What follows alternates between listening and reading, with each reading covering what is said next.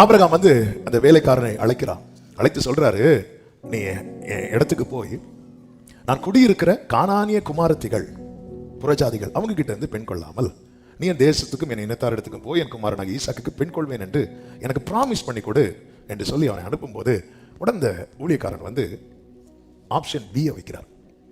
என்னைக்குமே புரிஞ்சுக்கோங்க, நம்முடைய ஆப்ஷன் பிக்கு காரணமா நம்ம கூட இருக்கிறவங்களே இருப்பாங்க. பல நேரத்தில் நம்ம ஆண்டவர் மேல இருக்கிற நம்பிக்கை கூடிட்டுனா ஆப்ஷன் பி இருக்காது.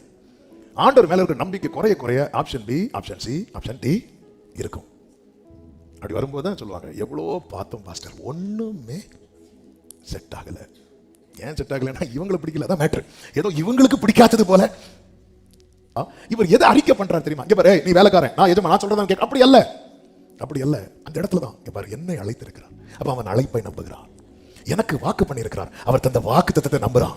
அவர் இந்த காரியம் கைகூடி வர தம்முடைய தூதனை உனக்கு முன்பாக அனுப்புவார்.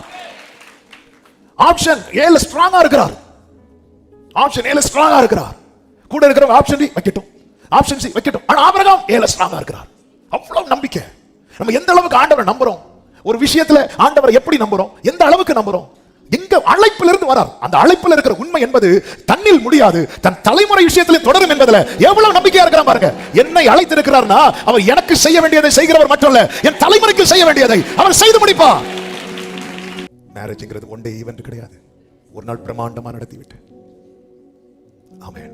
அது ஊரே பேசும், பா என்ன கல்யாணம். அதுக்கப்புறம் அந்த பிள்ளைங்க நம்ம ட்ரெஸ் கூட பார்த்து பார்த்து வாங்குறோம், ஸ்கூல் கூட பார்த்து பார்த்து சேர்க்கிறோம், காலேஜ் பார்த்து பார்த்து சேர்க்கிறோம், டியூஷனுக்கு பார்த்து பார்த்து போய் விட்டுட்டு நின்று கூட்டிட்டு வரோம். எல்லாமே பார்த்து பார்த்து பண்ணிட்டு நிறைய பேர் சில காரியத்தை அவங்கள்ட்ட அவ்வளோ சொத்து இருக்கு, இவ்வளோ பணம் இருக்கு, ஆமே இவ்வளோ அது இருக்கு இது இருக்கு. அவங்க ரட்சிக்கப்பட்டிருக்கிறாங்களா?